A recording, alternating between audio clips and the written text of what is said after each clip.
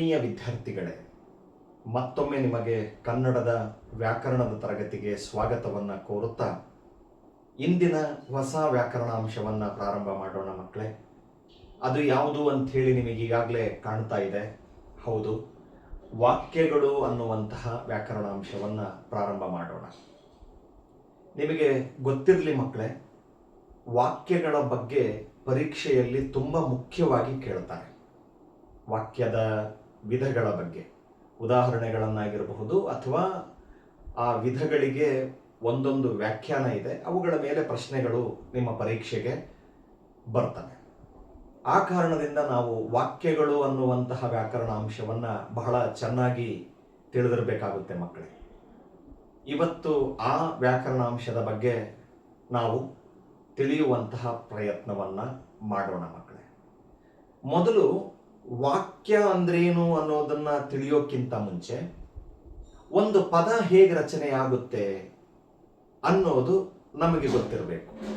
ಸಹಜವಾಗಿ ಗೊತ್ತಿದೆ ಅಂತ ನಾನು ಅಂದ್ಕೊಳ್ತೀನಿ ಮಕ್ಕಳೇ. ಇಲ್ಲಿ ಗಮನಿಸಿ, ನೀವೆಲ್ಲರೂ ಕೂಡ ನೋಡಿ, ನಾನು ಸರಳವಾಗಿ ನಿಮಗೆ ಅರ್ಥೈಸೋದಕ್ಕೆ ಮುಂದಾಗ್ತೀನಿ. ಅಕ್ಷರ ಅಕ್ಷರ ಸೇರಿದರೆ ಏನೇನು ಸೇರಿದರೆ, ಅಕ್ಷರ ಅಕ್ಷರ ಸೇರಿದರೆ ಏನಾಗುತ್ತೆ ಅಂತ ಹೇಳಿದ್ರೆ ಒಂದು ಪದದ ರಚನೆಯಾಗುತ್ತೆ. ಹೌದಲ್ವಾ? ಏನೇನು ಸೇರಿದರೆ? ಅಕ್ಷರ ಅಕ್ಷರ ಸೇರಿದರೆ. ಇಲ್ಲಿ ನೋಡಿ, ನಾನು ಅವುಗಳಿಗೆ ಒಂದೆರಡು ಉದಾಹರಣೆಗಳನ್ನು ನಿಮ್ಮೆದುರಿಗೆ ತೋರಿಸ್ತೀನಿ. ಒಂದು ಪದವನ್ನು ಬರೀತೀನಿ ಮಕ್ಕಳೇ. ನಾನಿಲ್ಲಿ ಏನು ಬರದೆ? ಮನೆ. ಮನೆ ಅನ್ನೋದು ಎರಡು ಅಕ್ಷರದ ಒಂದು ಪದ ಮಕ್ಕಳೇ. ಈ ಮನೆ ಅನ್ನೋ ಪದ ಯಾವ ಅಕ್ಷರಗಳಿಂದ ಆಗಿದೆ ಅಂತ ಹೇಳಿದ್ರೆ, ಒಂದು ಮಾ ಅನ್ನುವಂತಹ ಅಕ್ಷರ, ಇನ್ನೊಂದು ನೇ ಅನ್ನುವಂತಹ ಅಕ್ಷರ. ಎರಡು ಅಕ್ಷರಗಳು ಅದರೊಳಗಡೆಗೆ ಅದವೋ ಇಲ್ವೋ? ಇದಾವೆ. ಒಂದು ಮಾ, ಇನ್ನೊಂದು ನೇ. ಎರಡು ಅಕ್ಷರಗಳು ಸೇರಿ ಏನಾಗಿದೆ? ಮನೆ ಅನ್ನುವಂತಹ ಒಂದು ಪದ ರಚನೆಯಾಗಿರೋದನ್ನ ನೀವು ಗುರುತಿಸ್ತಾ ಇದ್ದೀರಿ, ಗಮನಿಸ್ತಾ ಇದ್ದೀರಿ. ನೋಡಿ, ಅದೇ ರೀತಿಯಲ್ಲೇ ನಾನು ಇನ್ನೂ ಒಂದು ಪದವನ್ನ ಕೂಡ ಬರೀತೀನಿ. ಏನು ಬರದೆ ಪದ? ಗಮನಿಸಿ ಮಕ್ಕಳೇ, ಏನು ಬರದೆ ನಾನು? ಕದ. ಕದ ಅನ್ನುವಂತಹ ಪದ ಬರೆದಿದ್ದೀನಿ ಅಂತ ಹೇಳಿದ್ರೆ, ಇದರಲ್ಲೂ ಕೂಡ ನಮಗೆ ಎರಡು ಅಕ್ಷರಗಳು ಸಿಗ್ತಾವೆ ಮಕ್ಕಳೇ. ಒಂದು ಕ ಅನ್ನುವಂತಹ ಅಕ್ಷರ, ಇನ್ನೊಂದು ದ ಅನ್ನುವಂತಹ ಅಕ್ಷರ ಅಲ್ವಾ? ಎರಡು ಅಕ್ಷರ. ಅವೆರಡೂ ಅಕ್ಷರ ಸೇರಿ ಏನಾಗಿದೆ?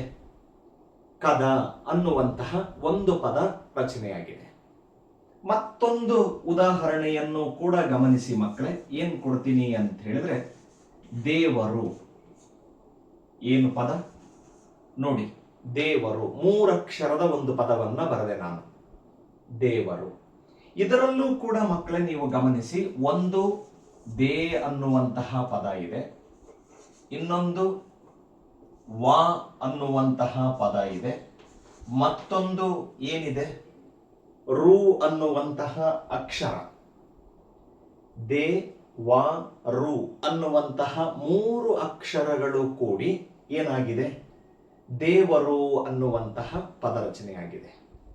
ನೀವಿಲ್ಲಿ ಈ ಮೂರೂ ಉದಾಹರಣೆಗಳನ್ನ ನೋಡಿದಾಗ ನಿಮಗೆ ತಿಳಿಯುವ ವಿಷಯ ಏನು, ಅಥವಾ ನಾನು ನಿಮಗೆ ಹೇಳುವ ವಿಷಯ ಏನು ಅಂತ ಹೇಳಿದ್ರೆ, ಇಲ್ಲಿ ಮೇಲೆ ತಿಳಿಸಿದ ಹಾಗೆ ಒಂದು ಪದ ರಚನೆ ಆಗಬೇಕು ಅಂತ ಹೇಳಿದ್ರೆ ನಮಗೆ ಅಕ್ಷರ ಅಕ್ಷರಗಳು ಕೂಡಬೇಕು. ಅಕ್ಷರ ಅಕ್ಷರಗಳು ವ್ಯವಸ್ಥಿತವಾಗಿ ಕೂಡಿರುವ ಕ್ರಮಕ್ಕೆ ನಾವು ಏನಂತ ಕರಿತೀವಿ? ಪದ ಅಂತ ಹೇಳಿ ಕರಿತೀವಿ. ಅದೇ ರೀತಿ ಸರಿಯಾಗಿ ಗಮನ ಕೊಡಿ ಮಕ್ಕಳೇ. ಅಕ್ಷರ ಅಕ್ಷರ ಕೂಡಿದ್ರೆ ಹೇಗೆ ಪದವಾಗುತ್ತೋ ಹಾಗೇನೆ ಇಲ್ಲಿ ಇನ್ನೊಂದು ಸಂಗತಿ, ಇವತ್ತಿನ ವ್ಯಾಕರಣಾಂಶಕ್ಕೆ ಸಂಬಂಧಪಟ್ಟಿದ್ದನ್ನು ನಾನು ಹೇಳ್ತೀನಿ. ಪದ ಪದ ಕೂಡಿದ್ರೆ ಏನು ಕೂಡಿದ್ರೆ? ಪದ ಪದ ಕೂಡಿದ್ರೆ ಆಗುವ ರಚನೆನೇ ಏನು ಅಂತ ಹೇಳಿದ್ರೆ ವಾಕ್ಯ. ಅರ್ಥ ಮಾಡಿಕೊಳ್ಳಕತ್ತೀರಿ? ಎಷ್ಟು ಸುಲಭವಾಗಿದೆ ನೋಡಿ. ಒಂದೇ ಸಾಲಲ್ಲಿ ಹೇಳಿಬಿಡ್ಬೋದು, ಎರಡೇ ಮೂರೇ ಪದಗಳಲ್ಲಿ ಹೇಳಿಬಿಡ್ಬೋದು. ಅಕ್ಷರ ಅಕ್ಷರ ಕೂಡಿದರೆ ಏನು? ಪದ. ಅದೇ ರೀತಿ ಪದ ಪದ ಕೂಡಿದರೆ ಏನಾಗುತ್ತೆ? ವಾಕ್ಯವಾಗುತ್ತೆ. ಅರ್ಥ ಮಾಡಿಕೊಳ್ಳಕತ್ತಿದ್ದೀರಿ? ಅಕ್ಷರಗಳ ಸುಸಜ್ಜಿತವಾದ ಜೋಡಣೆಗೆ ನಾವು ಪದ ಅಂತ ಹೇಳಿ ಕರೆದ್ರೆ, ಅದೇ ರೀತಿ ಪದ ಪದಗಳ ಸುಸಜ್ಜಿತವಾದ ಜೋಡಣೆಗೆ, ಅರ್ಥವತ್ತಾದ ಜೋಡಣೆಗೆ ನಾವು ಏನಂತ ಕರಿತೀವಿ ಅಂತ ಹೇಳಿದ್ರೆ ವಾಕ್ಯ ಅಂತ ಹೇಳಿ ಕರಿತೀವಿ. ಅಥವಾ ಆಗ್ಲೇ ಹೇಳ್ದಂಗೆ ನೀವು ಸರಳವಾಗಿ ಮನನ ಮಾಡಿಕೊಳ್ಳೋದಾದ್ರೆ, ಅರ್ಥ ಮಾಡಿಕೊಳ್ಳೋದಾದ್ರೆ, ಅಕ್ಷರ ಅಕ್ಷರ ಕೂಡಿದರೆ ಪದ ರಚನೆಯಾಗುತ್ತೆ, ಪದ ಪದ ಕೂಡಿದರೆ ಏನ್ ರಚನೆಯಾಗುತ್ತೆ? ವಾಕ್ಯಗಳು ರಚನೆಯಾಗ್ತವೆ. ಅರ್ಥ ಮಾಡಿಕೊಳ್ಳಕತ್ತಿದ್ದೀರಿ? ಹಾಗಾದ್ರೆ ನಾವು ಈ ವಾಕ್ಯ ಅಂದ್ರೇನು ಅನ್ನೋದಕ್ಕೆ ಒಂದು ಸರಳವಾಗಿರ್ತಕ್ಕಂತಹ ವ್ಯಾಖ್ಯಾನವನ್ನ ಕೊಡೋದಾದ್ರೆ, ಅದಕ್ಕೊಂದು ಡೆಫಿನೇಷನ್ ಅನ್ನ ಹೇಳೋದಾದ್ರೆ ಇಲ್ಲಿ ನಿಮಗೆ ತಿಳಿಸ್ಕೊಡ್ತೀನಿ ಮಕ್ಕಳೇ. ನೋಡಿ, ವಾಕ್ಯ ಅಂದ್ರೇನು ಅನ್ನೋದಕ್ಕೆ ವ್ಯಾಖ್ಯಾನ ಏನದು ಗಮನಿಸಿ ಸರಿಯಾಗಿ. ಸಂಪೂರ್ಣವಾದ, ಏನು? ಸಂಪೂರ್ಣವಾದ ಅರ್ಥವನ್ನು ನೀಡುವ, ಸಂಪೂರ್ಣವಾದ ಅರ್ಥವನ್ನು ನೀಡುವ ಪದಗಳ ಗುಂಪಿಗೆ, ಪದಗಳ ಗುಂಪಿಗೆ, ಅಥವಾ ಇದಕ್ಕಿನ್ನೂ ಒಂದು ಏನು ಹೇಳಬಹುದಪ್ಪ ಅಂತ ಹೇಳಿದ್ರೆ ಪದಗಳ ಸಮೂಹಕ್ಕೆ ನಾವು ಏನಂತ ಹೇಳಿ ಕರಿತೀವಿ ಅಂತ ಹೇಳಿದ್ರೆ ವಾಕ್ಯ ಎನ್ನುವ. ಗಮನಿಸ್ತದ್ರಿ ಮಕ್ಕಳೇ? ಸರಿಯಾಗಿ ಗಮನಿಸಬೇಕು ನೀವು. ಬಹಳ ಸರಳವಾಗಿದೆ. ಏನಿದೆ ನೋಡಿ, ಸಂಪೂರ್ಣವಾದ ಅರ್ಥವನ್ನು ನೀಡುವ ಯಾವುದರ ಗುಂಪಿಗೆ? ಪದಗಳ ಗುಂಪಿಗೆ ಅಥವಾ ಸಮೂಹಕ್ಕೆ ನಾವು ಏನಂತ ಕರಿತೀವಿ? ವಾಕ್ಯ ಅಂತ ಹೇಳಿ ಕರಿತೀವಿ. ಇದನ್ನೇ ನೀವು ಇಂಗ್ಲಿಷ್ನಲ್ಲಿ ಸೆಂಟೆನ್ಸಸ್ ಅಂತ ಹೇಳಿ ಅಭ್ಯಾಸ ಮಾಡ್ತೀರಿ. ಅದು ನಿಮಗೆ ಗೊತ್ತಿರಬೇಕು ಮಕ್ಕಳೇ. ವಾಕ್ಯಕ್ಕೆ ಎಷ್ಟು ಸುಲಭವಾದ ಅರ್ಥವಿದೆ ನೋಡಿ ಮಕ್ಕಳೇ. ಏನ್ ಕೊಡಬೇಕು ಅಂತ ಹೇಳಿದ್ರೆ ಸಂಪೂರ್ಣವಾದ ಅರ್ಥವನ್ನ ಕೊಡುವ ಪದಗಳ ಗುಂಪಿಗೆ. ಬಹಳ ಮುಖ್ಯ ಮಕ್ಕಳೇ, ಇಲ್ಲಿದೆ ನೋಡಿ. ಯಾವುದರ ಗುಂಪಿಗೆ? ಪದಗಳ ಗುಂಪಿಗೆ ಅಥವಾ ಸಮೂಹಕ್ಕೆ ನಾವು ಏನಂತ ಕರಿತೀವಿ ಅಂತ ಹೇಳಿದ್ರೆ ವಾಕ್ಯ ಅಂತ ಹೇಳಿ ಕರಿತೀವಿ. ಅಂತಹ ವಾಕ್ಯಕ್ಕೆ ನಾವು ಉದಾಹರಣೆಗಳನ್ನ ನೋಡೋದಾದ್ರೆ, ಅದಕ್ಕೆ ಉದಾಹರಣೆಗಳನ್ನ ನಾನು ಈಗ ನಿಮಗೆ ಕೊಡ್ತೀನಿ ಮಕ್ಕಳೇ.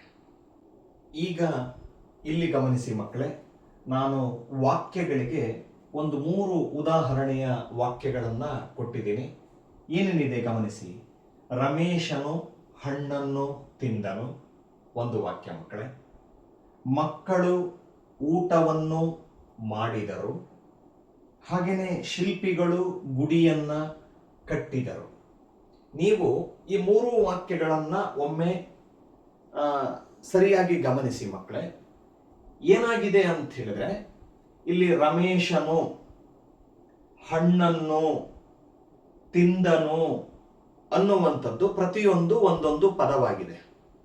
ಈ ಪದಗಳು ಹೆಂಗೆ ಜೋಡಣೆಯಾಗಿದ್ದಾವೆ ಅಂತ ಹೇಳಿದ್ರೆ ಒಂದು ಅರ್ಥವನ್ನ ಕೊಡುವ ನಿಟ್ಟಿನಲ್ಲಿ ಸರಿಯಾಗಿ ಸೇರಿದಾವೆ. ಇಲ್ಲಿ ಅದಕ್ಕೆ ಹೇಳಿದೀವಿ ನೋಡಿ, ಏನಂತ ಹೇಳಿದೀವಿ? ಸಂಪೂರ್ಣವಾದ ಅರ್ಥವನ್ನು ನೀಡುವ ಪದಗಳ ಗುಂಪು.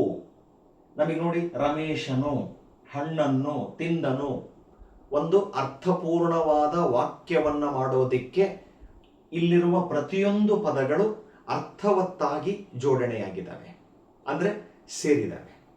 ಹಾಗಾಗಿನೇ ನಾವು ವಾಕ್ಯ ಅಂದ್ರೆ ಏನು ಹೇಳ್ತೀವಿ? ಸಂಪೂರ್ಣ ಅರ್ಥವನ್ನ ನೀಡುವ ಪದಗಳ ಗುಂಪು. ಅರ್ಥವನ್ನ ನೀಡುವಲ್ಲಿ ಸರಿಯಾಗಿ ಪದಗಳು ಜೋಡಣೆಯಾಗಿರಬೇಕು, ವ್ಯವಸ್ಥಿತವಾಗಿ ಕೂಡಿರಬೇಕು. ವ್ಯವಸ್ಥಿತವಾಗಿ ಕೂಡಿರುವ ಕ್ರಮಕ್ಕೆ ನಾವು ಏನಂತ ಕರಿತೀವಿ? ವಾಕ್ಯ ಅಂತ ಹೇಳಿ ಕರಿತೀವಿ. ಈಗ ಆ ರೀತಿಯಲ್ಲಿ ಈ ಪದಗಳು ಒಂದು ವಾಕ್ಯ ಅನಿಸಿಕೊಳ್ಳೋದಕ್ಕೆ ಸರಿಯಾಗಿ ಸೇರಿದವೆ, ಕೂಡಿದವೆ. ಹಾಗೇನೆ ಎರಡನೇದು ಕೂಡ ಗಮನಿಸಿ ಮಕ್ಕಳೇ, ವಾಕ್ಯವನ್ನ ನಮಗೆ ಅರ್ಥ ಕೊಡೋದಕ್ಕೆ ಸಂಪೂರ್ಣವಾದ ಅರ್ಥವನ್ನ ಕೊಡುತ್ತೆ. ಏನು? ಮಕ್ಕಳು ಊಟವನ್ನು ಮಾಡಿದರು. ಗಮನಿಸ್ತದಿರಲ್ಲ, ಮಕ್ಕಳು ಊಟವನ್ನು ಮಾಡಿದರು. ಅಲ್ಲಿಯೂ ಕೂಡ ಏನಾಗಿದ್ದಾವೆ? ಪದಗಳು ನಮಗೆ ಸಂಪೂರ್ಣವಾದ ಅರ್ಥವನ್ನ ಕೊಡುವಲ್ಲಿ ಸರಿಯಾಗಿ ಜೋಡಣೆಯಾಗಿದ್ದಾವೆ. ಹಾಗಾಗಿ ಅದು ಒಂದು ಸಂಪೂರ್ಣವಾದ ವಾಕ್ಯ ಅಂತ ಹೇಳಿ ನಾವು ಕರೀಬಹುದು. ಆಮೇಲೆ ಇನ್ನೊಂದು, ಶಿಲ್ಪಿಗಳು ಗುಡಿಯನ್ನ ಕಟ್ಟಿದರು. ಸರಿಯಾದ ನಮಗೆ ಅರ್ಥವನ್ನ ಆ ವಾಕ್ಯ ನೀಡುತ್ತೆ. ಅಂದ್ರೆ ಒಟ್ಟಾರೆಯಾಗಿ ಸಂಪೂರ್ಣವಾದ ಅರ್ಥವನ್ನ ನೀಡುವಲ್ಲಿ, ಕೊಡುವಲ್ಲಿ ಸೇರಿರುವಂತಹ ಪದಗಳ ಗುಂಪಿಗೆ ನಾವೇನಂತ ಕರಿತೀವಿ? ವಾಕ್ಯ ಅಂತ ಹೇಳಿ ಕರಿತೀವಿ. ಈ ವಾಕ್ಯಗಳನ್ನು ನಾವು ಹಿಂದೂ ಮುಂದೂ ಮಾಡಿದ್ರೆ ನಮಗೆ ಅಸಂಬದ್ಧ ಅನಿಸ್ತತಿ. ವಾಕ್ಯ ಅನಿಸ್ಕೊಳ್ಳೋದಕ್ಕೆಲ್ಲೋ ಒಂದು ಕಡೆಗೆ ಹಿಂದೇಟ್ ಹಾಕೋಕ್ಕಾಗುತ್ತೆ. ನೋಡಿ, ಈಗ ನಾನು ಒಂದು ಉದಾಹರಣೆಯನ್ನ, ಕಟ್ಟಿದರು ಗುಡಿಯನ್ನ ಶಿಲ್ಪಿಗಳು ಅಂದ್ರೆ ಅದು ನಮಗೆ ವಾಕ್ಯ ಅನಿಸುತ್ತಾ? ನಮಗೆ ಎಲ್ಲೋ ಒಂದು ಕಡೆಗೆ ಅಪೂರ್ಣ ಅನಿಸುತ್ತೆ, ಅಸಂಬದ್ಧ ಅನಿಸುತ್ತೆ. ಹೌದಲ್ವಾ? ನೋಡಿ, ಮಾಡಿದರು ಊಟವನ್ನು ಮಕ್ಕಳು ಅಂದ್ರೆ ಯಾಕೋ ವಾಕ್ಯ ಉಲ್ಟಾ ಆಗಿದೆ, ವ್ಯತ್ಯಾಸ ಆಗಿದೆ ಅಂತ ಹೇಳಿ ನಮಗನ್ಸುತ್ತೆ. ಆಮೇಲೆ ಇಲ್ಲಿ ಇನ್ನೊಂದು ಗಮನಿಸಬೇಕಾಗಿರುವಂತಹ ಅಂಶ ಇದೆ ಮಕ್ಕಳೇ. ಅದು ಏನು ಗೊತ್ತಾ? ಹೇಳ್ತೀನಿ, ಸರಿಯಾಗಿ ತಿಳ್ಕೊಳ್ಳಿ. ಸಹಜವಾಗಿ ಒಂದು ವಾಕ್ಯದಲ್ಲಿ ನಮಗೆ 3 ರೀತಿಯ ಪದಗಳಿರಬೇಕು. ಆ 3 ರೀತಿಯ ಪದಗಳು ಯಾವುವು ಅಂತ ಹೇಳಿದ್ರೆ, ಒಂದು ಕರ್ತೃಪದ, ಇನ್ನೊಂದು ಕರ್ಮಪದ, ಮತ್ತೊಂದು ಕ್ರಿಯಾಪದ. ನಾನು ಈ ವ್ಯಾಕರಣಾಂಶದ ಬಗ್ಗೆ ಈಗಾಗಲೇ ಮಾಡಿದ್ದೀನಿ ಮಕ್ಕಳು, ನೀವು ವಿಡಿಯೋದಲ್ಲಿ ಗಮನಿಸಬಹುದು. ಏನು? ಒಂದು ವಾಕ್ಯದಲ್ಲಿ ಪ್ರಮುಖವಾಗಿ ಇರಬೇಕಾಗಿರ್ತಕ್ಕಂತಹ ಪದಗಳು 3 ಮಕ್ಕಳೇ. ಅವು ಇಲ್ಲಿ ನಿಮ್ಮ ಕಣ್ಣೆದುರಿಗೆ ಕಾಣ್ತಾ ಇದೆ.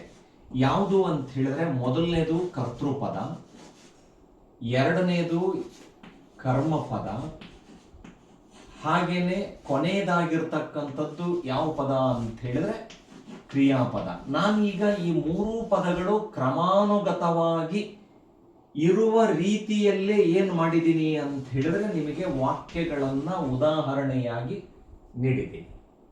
ನೀವಿಲ್ಲಿ ಗಮನಿಸಬಹುದು ನೋಡಿ, ಕ್ರಮಾನುಗತವಾಗಿ ರಮೇಶನು, ಈ ವಾಕ್ಯದಲ್ಲಿ ರಮೇಶನು ಅನ್ನೋದು, ಎರಡನೇ ವಾಕ್ಯದಲ್ಲಿ ಮಕ್ಕಳು ಅನ್ನುವಂಥದ್ದು, ಮೂರನೇ ವಾಕ್ಯದಲ್ಲಿ ಶಿಲ್ಪಿಗಳು ಅನ್ನುವಂಥದ್ದು ಏನಿದೆಯಲ್ಲ ಮಕ್ಕಳೇ, ಈ 3 ಪದಗಳು ಕ್ರಮಾನುಗತವಾಗಿ ಎಂತಹ ಪದಗಳಾಗಿದ್ದಾವೆ ಅಂತ ಹೇಳಿದ್ರೆ ಕರ್ತೃ ಪದಗಳಾಗಿದ್ದಾವೆ.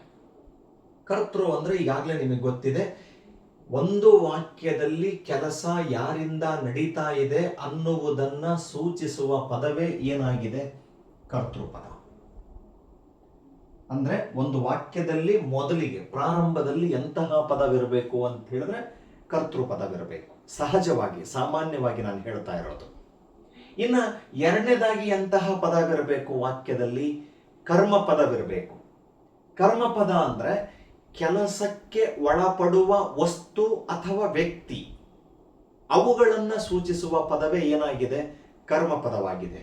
ಈಗ ನೀವೀಗ ವಾಕ್ಯಗಳಲ್ಲಿ ನೋಡಿ, ಮೊದಲನೇ ವಾಕ್ಯದಲ್ಲಿ ಹಣ್ಣನ್ನು, ಎರಡನೇ ವಾಕ್ಯದಲ್ಲಿ ಊಟವನ್ನು, ಮೂರನೇ ವಾಕ್ಯದಲ್ಲಿ ಗುಡಿಯನ್ನು ಅನ್ನುವಂತಹ ಈ ಕ್ರಮಾನುಗತವಾದ ಈ ಪದಗಳು ಏನಾಗಿದ್ದಾವೆ ಅಂತ ಹೇಳಿದ್ರೆ ಕರ್ಮಪದಕ್ಕೆ ಉದಾಹರಣೆಗಳಾಗಿದ್ದಾವೆ. ಕರ್ಮಪದಗಳು ಇರಬೇಕು ಒಂದು ವಾಕ್ಯ ಅಂತ ಹೇಳಿದ್ರೆ. ಕೊನೆಯದಾಗಿ ಎಂತಹ ಪದಗಳಿರಬೇಕು? ಕಣ್ಣೆದುರಿಗೆ ಕಾಣ್ತಾ ಇದೆ, ಕ್ರಿಯೆಯನ್ನ ಸೂಚಿಸುವ, ಕೆಲಸವನ್ನ ಸೂಚಿಸುವ ಕ್ರಿಯಾಪದಗಳು ಇರಬೇಕು.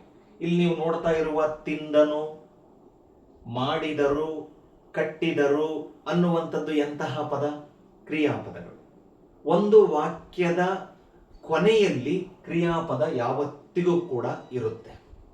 ಆಮೇಲೆ ಒಂದು ವಾಕ್ಯಕ್ಕೆ ಪೂರ್ಣ ಅರ್ಥವನ್ನ ಕೊಡೋದು ಯಾವುದು ಅಂತ ಹೇಳಿದ್ರೆ ಕ್ರಿಯಾಪದನೇ ವಾಕ್ಯದ ಕೊನೆಯಲ್ಲಿ ಬಳಕೆಯಾದಾಗ ಆ ವಾಕ್ಯಕ್ಕೆ ಒಂದು ಪೂರ್ಣ ಅರ್ಥ ಸಿಗುತ್ತೆ. ನಾನು ಹೇಳ್ತಿರೋ ವಿಷಯ ನಿಮಗೆ ಮನನ ಆಗ್ತಾ ಇದೆ ಅಂತ ಭಾವಿಸ್ತೀನಿ ಮಕ್ಕಳೇ. ಒಂದು ಸಂಪೂರ್ಣವಾದ ಅರ್ಥವನ್ನು ನೀಡುವ ಪದಗಳ ಗುಂಪಿಗೆ ವಾಕ್ಯ ಅಂತ ನಾವು ಕರೆದಿದ್ರೆ, ಒಂದು ವಾಕ್ಯದಲ್ಲಿ ಸಹಜವಾಗಿ ನಾವು ಎಂತಹ ಪದಗಳನ್ನ ಗಮನಿಸ್ತೀವಿ ಅಂದ್ರೆ ಕರ್ತೃಪದ ಗಮನಿಸ್ತೀವಿ, ಕರ್ಮಪದ ಗಮನಿಸ್ತೀವಿ, ಕ್ರಿಯಾಪದ ಗಮನಿಸ್ತೀವಿ. ನೀವು ಈ ಸಂದರ್ಭದಲ್ಲಿ ನನಗೊಂದು ಪ್ರಶ್ನೆಯನ್ನ ಕೇಳಬಹುದು. ಸರ್, ಒಂದು ವಾಕ್ಯ ಅಂತ ಹೇಳಿದ್ರೆ ಕರ್ತೃಪದ, ಕರ್ಮಪದ, ಕ್ರಿಯಾಪದ ಇಷ್ಟೇ ಇರಬೇಕಾ ಅಥವಾ ಬೇರೆ ಏನಾದರೂ ಪದಗಳು ಬರ್ತಾವ? ಬೇರೆ ಪದಗಳು ಕೂಡ ಬರ್ತವೆ ಮಕ್ಕಳೇ. ಉದಾಹರಣೆಗೆ ಹೇಳ್ಬೇಕಪ್ಪ ಅಂದ್ರೆ ಕೆಲವೊಂದ್ಸಲ ಅವ್ಯಯ ಪದಗಳು ಬರ್ತವೆ. ಗೊತ್ತಿಟ್ಟುಕೊಳ್ಳಿ, ಎಂತಹ ಪದಗಳು? ಅವ್ಯಯ ಪದಗಳು ಬರ್ತವೆ. ಕೆಲವೊಂದ್ಸಲ ವಿಶೇಷಣದ ಪದಗಳು ಬರ್ತವೆ. ಅವುಗಳಿಗೆ ನಾನು ನಿಮಗೆ ಮಾತಿನಲ್ಲೇ ಉದಾಹರಣೆಯನ್ನ ಕೊಡ್ತೀನಿ. ಅವ್ಯಯ ಪದಗಳಿಗೆ ಮೊದಲು ಉದಾಹರಣೆ ಕೊಡ್ತೀನಿ, ಹೇಗೆ ಅನ್ನೋದಕ್ಕೆ. ಒಂದು ವಾಕ್ಯ ಹೇಳ್ತೀನಿ, ಗಮನಿಸಿ ಎಲ್ಲರೂ ಕೂಡ. ಮಕ್ಕಳು ಸೊಗಸಾಗಿ ರಾಷ್ಟ್ರಗೀತೆಯನ್ನ ಹಾಡಿದರು. ವಾಕ್ಯ ಗಮನಿಸಿದಿರಲ್ಲ, ಕೇಳಿಸ್ಕೊಂಡ್ರಿ? ಮಕ್ಕಳು ಸೊಗಸಾಗಿ ರಾಷ್ಟ್ರಗೀತೆಯನ್ನ ಹಾಡಿದರು. ನೋಡಿ, ನಮಗೆ 4 ಪದಗಳು ಸಿಕ್ಕುವ ಆ ವಾಕ್ಯದಲ್ಲಿ. ಒಂದು ಮಕ್ಕಳು, ಎರಡನೇದು ಸೊಗಸಾಗಿ, ಮೂರನೇದು ರಾಷ್ಟ್ರಗೀತೆಯನ್ನು, 4ನೇ ಪದ ಹಾಡಿದರು. ಇದರಲ್ಲಿ ಮೊದಲನೇದು ಮಕ್ಕಳು ಅನ್ನೋದು ನಾನು ಮೊದಲೇ ಹೇಳಿದಾಗೇನೆ ಎಂತಹ ಪದ? ಕರ್ತೃಪದ. ಎರಡನೇ ಪದ ನಮಗಿಲ್ಲಿ ಹೊಸದು ಬಂತು, ಕರ್ಮಪದ ಅಲ್ಲ. ಅದಕ್ಕೂ ಮುಂಚೆ ಎರಡನೇ ಪದ ಯಾವ್ದು ಸಿಕ್ಬಿಡ್ತು ಅಂದ್ರೆ ಸೊಗಸಾಗಿ ಅನ್ನೋ ಪದ ಹೇಳಿದೆ ನಾನು. ಸೊಗಸಾಗಿ ಅನ್ನೋದು ನಮ್ಮ ಕನ್ನಡದಲ್ಲಿ ಇನ್ನೊಂದು ವ್ಯಾಕರಣಾಂಶ ಇದೆ, ಅವ್ಯಯಗಳು ಅನ್ನುವಂಥದ್ದು. ಹಾಗಾಗಿ ಅವ್ಯಯಗಳು ಅನ್ನುವಂತಹ ಪದಗಳು ನಮಗೆ ವಾಕ್ಯದಲ್ಲಿ ಮಧ್ಯದಲ್ಲಿ ಎಲ್ಲಾದರೂ ಸೇರಬಹುದು. ಅವುಗಳನ್ನು ಬಳಸಿ ಕೂಡ ನಾವು ಏನ್ ಮಾಡ್ತೀವಿ ಅಂತ ಹೇಳಿದ್ರೆ ವಾಕ್ಯಗಳನ್ನ ರಚಿಸಬಹುದು. ನೋಡಿ, ಅವ್ಯಯ ಪದ ಬಳಕೆ ಆಯಿತು ನಾನು ಈಗ ಹೇಳಿದ ವಾಕ್ಯದಲ್ಲಿ. ಮಕ್ಕಳು ಸೊಗಸಾಗಿ ರಾಷ್ಟ್ರಗೀತೆಯನ್ನು ಹಾಡಿದರು. ರಾಷ್ಟ್ರಗೀತೆಯನ್ನು ಅನ್ನೋದು ಎಂತಹ ಪದ? ಕರ್ಮಪದವಾಯಿತು. ಮುಂದಕ್ಕೆ ಹಾಡಿದರು ಅನ್ನೋದು ಏನಾಗಿಬಿಡ್ತು? ಕ್ರಿಯಾಪದವಾಯಿತು. ನಾನು ಹೇಳಿದ್ದೊಂದು ಅಂಶ ನಿಮಗೆ ಅರ್ಥವಾಯ್ತಾ? ಒಂದು ವಾಕ್ಯ ಆಗಬೇಕಂದ್ರೆ ಕೇವಲ ಕರ್ತೃಪದ ಇರಬೇಕು, ಕರ್ಮಪದ ಇರಬೇಕು, ಕ್ರಿಯಾಪದ ಇರಬೇಕು ಅಂತೇನಿಲ್ಲ, ಇದು ನಿಯಮ. ಈ 3 ಪದಗಳನ್ನ ಹೊರತುಪಡಿಸಿ ಅವ್ಯಯ ಪದಗಳು ಕೂಡ ಇರಬಹುದು. ಅರ್ಥ ಆಗ್ತಿದೆ? ಅದಕ್ಕೆ ಇನ್ನೊಂದು ಉದಾಹರಣೆಯನ್ನು ನಾನು ನಿಮಗೆ ಕೊಡೋದಾದ್ರೆ, ಮರದಿಂದ ಹಣ್ಣು ತಟ್ಟನೆ ಬಿದ್ದಿತು. ನೋಡಿ, ಒಂದು ಸರಳವಾಗಿರೋ ವಾಕ್ಯ. ಮರದಿಂದ ಹಣ್ಣು ತಟ್ಟನೆ ಬಿದ್ದಿತ್ತು. ಮರದಿಂದ ಕರ್ತೃ, ಬಿದ್ದದ್ದೇನು? ಹಣ್ಣು, ಕರ್ಮಪದ. ಹೆಂಗ್ ಬಿತ್ತು? ತಟ್ಟನೆ. ಇಲ್ಲಿ ತಟ್ಟನೆ ಅನ್ನೋ ಪದ ಅವ್ಯಯದ ಪದ ಮಕ್ಕಳೇ. ಬಿದ್ದಿತು ಅನ್ನೋದು ಕ್ರಿಯಾಪದ. ಅರ್ಥ ಮಾಡಿಕೊಳ್ಳಕತ್ತೀರಿ? ಒಂದು ವಾಕ್ಯದಲ್ಲಿ ಹೇಳಿದ್ದೇನು ಅಂದ್ರೆ ಹಲವಾರು ರೀತಿಯ ಪದಗಳು ಬರ್ತವೆ. ಕೆಲವು ಸಲ ವಿಶೇಷಣ ಪದಗಳನ್ನು ವಾಕ್ಯದಲ್ಲಿ ಬಳಸ್ತೀವಿ ನಾವು. ಉದಾಹರಣೆಗೆ ಇಲ್ಲೇ ಹೇಳ್ತೀನಿ ನೋಡಿ, ರಮೇಶನು ಹಣ್ಣನ್ನ ತಿಂದನು ಅನ್ನೋದು ನಾವು ಸರ್ವೇ ಸಾಮಾನ್ಯವಾಗಿ ಹೇಳುವಂತ ವಾಕ್ಯ. ಇದನ್ನೇ ನಾನು ವಾಕ್ಯದಲ್ಲಿ ಒಂದು ವಿಶೇಷಣ ಪದ ಸೇರಿಸ್ತೀನಿ. ಏನು ಸೇರಿಸ್ತೀನಿ ಅಂದ್ರೆ, ರಮೇಶನು ಸಿಹಿಯಾದ ಹಣ್ಣನ್ನು ತಿಂದನು. ಈಗ ಹೆಂಗಿದೆ ನೋಡಿ, ರಮೇಶನು ಸಿಹಿಯಾದ, ಇಲ್ಲಿ ಮಧ್ಯಕ್ಕೊಂದು ಸಿಹಿಯಾದ ಅನ್ನೋ ಪದ ಸೇರಿಸ್ತೀನಿ ನಾನು. ಸಿಹಿಯಾದ ಹಣ್ಣನ್ನು ತಿಂದನು. ಈಗ ಇಲ್ಲಿ ನಿಮಗೆ ಗೊತ್ತಾಗ್ತಾ ಇದೆ, ರಮೇಶನ್ ಅನ್ನೋದು ಕರ್ತೃಪದ, ಹಣ್ಣನ್ನು ಅನ್ನೋದು ಕರ್ಮಪದ, ಕ್ರಿಯಾಪದ ತಿಂದನು. ಮತ್ತೆ ಹಾಗಾದ್ರೆ ನಾನು ಸಿಹಿಯಾದ ಅನ್ನೋ ಪದ ಬಳಕೆ ಮಾಡಿದ್ನಲ್ಲ, ಅದು ಏನಾಗಿದೆ ಅಂತ ಹೇಳಿದ್ರೆ ವಿಶೇಷಣದ ಪದವಾಗಿದೆ. ಹಣ್ಣಿನ ಗುಣವನ್ನ ಹೇಳುವಂತಹ ವಿಶೇಷಣ ಪದ.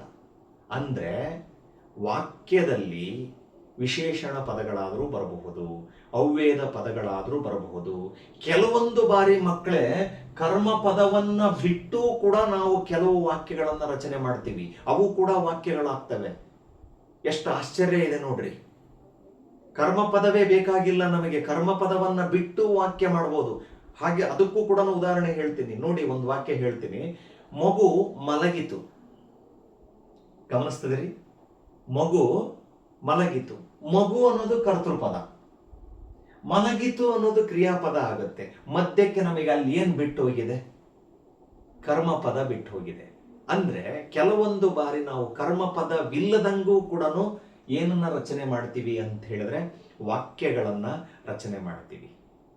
ಆದರೆ ನಾನು ನಿಮಗಿಲ್ಲಿ ತೋರಿಸಿಕೊಟ್ಟಿರೋ ಉದಾಹರಣೆಗಳನ್ನ ಹೇಳೋದಾದ್ರೆ, ಸಹಜವಾಗಿ ವಾಕ್ಯ ಅಂದ್ರೆ ನಮಗೆ ಅದು ಸಂಪೂರ್ಣವಾದ ಅರ್ಥವನ್ನ ಕೊಡಬೇಕು. ಸಂಪೂರ್ಣವಾದ ಅರ್ಥವನ್ನ ನೀಡುವ ಪದಗಳ ಗುಂಪಿಗೆ ನಾವು ಏನಂತ ಕರಿತೀವಿ? ವಾಕ್ಯ ಅಂತ ಹೇಳಿ ಕರಿತೀವಿ. ಅರ್ಥ ಮಾಡ್ಕೊಂಡ್ರಿ? ಏನಂತ ಕರಿತೀವಿ? ವಾಕ್ಯ. ಆದರೆ ಸಹಜವಾಗಿ ಇಲ್ಲಿ ಏನಪ್ಪಾ ಅಂದ್ರೆ ವಾಕ್ಯ ಅಂದ್ರೆ ಕರ್ತೃಪದ ಇರ್ತತಿ, ಕರ್ಮಪದ ಇರ್ತತಿ, ಕ್ರಿಯಾಪದ ಇರ್ತತಿ ಅನ್ನೋದು ಅದೊಂದು ಸಾಮಾನ್ಯ ತಿಳುವಳಿಕೆ. ಅದು ನಿಮಗೆಲ್ಲರಿಗೂ ಕೂಡ ಅರ್ಥವಾಯ್ತು ಅಂತ ಹೇಳಿ ನಾನು ಭಾವಿಸ್ತೀನಿ ಮಕ್ಕಳೇ. ವಾಕ್ಯ ಅಂದ್ರೆ ಏನು ಅಂತ ಹೇಳಿ ಮತ್ತೊಂದು ಬಾರಿ ಹೇಳ್ತೀನಿ, ನೆನಪಿರಲಿ. ಅಕ್ಷರ ಅಕ್ಷರ ಕೂಡಿದ್ರೆ ಏನಾಗುತ್ತೆ? ಪದವಾಗುತ್ತೆ.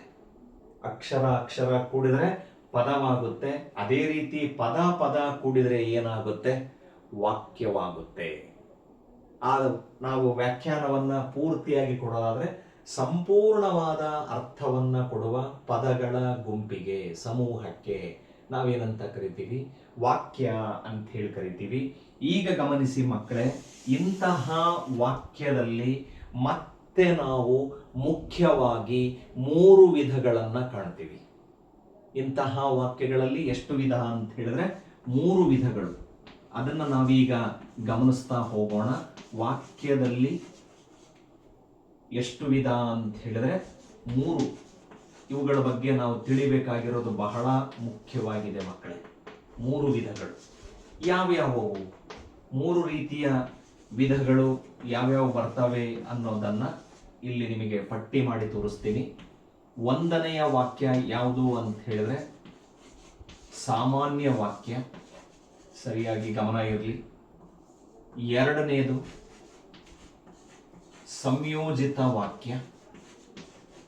2ನೇದು ಸಂಯೋಜಿತ ವಾಕ್ಯ. 3ನೇದಾಗಿರ್ತಕ್ಕಂಥದ್ದು ಮಿಶ್ರ ವಾಕ್ಯ. ವಾಕ್ಯದಲ್ಲಿ ಕಂಡುಬರುವ ವಿಧಗಳು, ವಾಕ್ಯದಲ್ಲಿ ಮುಖ್ಯವಾಗಿ 3 ವಿಧಗಳನ್ನ ಮಾಡಿದ್ದಾರೆ. ಅದರಲ್ಲಿ 1ನೇದು ಸಾಮಾನ್ಯ ವಾಕ್ಯ, 2ನೇದು ಸಂಯೋಜಿತ ವಾಕ್ಯ, 3ನೇದಾಗಿರ್ತಕ್ಕಂಥದ್ದು ಮಿಶ್ರ ವಾಕ್ಯ ಮಕ್ಕಳೇ. ಈ ವಿಧಗಳ ಬಗ್ಗೆ ನಾವು ಮುಂದಿನ ತರಗತಿಯಲ್ಲಿ ತಿಳಿಯೋಣ ಅನ್ನೋ ಮಾತನ್ನ ಹೇಳ್ತಾ ಇಂದಿನ ತರಗತಿಯನ್ನು ನಾನು ಇಲ್ಲಿಗೆ ಮುಗಿಸ್ತಾ ಇದ್ದೀನಿ. ಈ ದಿನದ ತರಗತಿಯಲ್ಲಿ ನಿಮಗೆ ವಾಕ್ಯ ಅಂದ್ರೇನು, ವಾಕ್ಯದಲ್ಲಿ ಬರ್ತಕ್ಕಂತಹ ವಿಧಗಳು ಎಷ್ಟು, ಅವು ಯಾವ್ಯಾವು ಅನ್ನೋದು ನೀವು ತಿಳ್ಕೊಂಡ್ರಿ ಅಂತ ನಾನು ಭಾವಿಸ್ತಾ ಇಂದಿನ ತರಗತಿಯನ್ನ ಇಲ್ಲಿಗೆ ಮುಗಿಸ್ತೀನಿ. ಯಾರೆಲ್ಲ ನನ್ನ ಈ GMV ಕನ್ನಡ ಚಾನಲ್ ಅನ್ನ ವೀಕ್ಷಣೆ ಮಾಡ್ತಾ ಇದ್ದೀರಿ, ನೋಡ್ತಾ ಇದ್ದೀರಿ, ದಯಮಾಡಿ ಸಬ್ಸ್ಕ್ರೈಬ್ ಮಾಡಿ ನೋಡಿ. ಇಷ್ಟವಾದಲ್ಲಿ ಲೈಕ್ ಮಾಡಿ.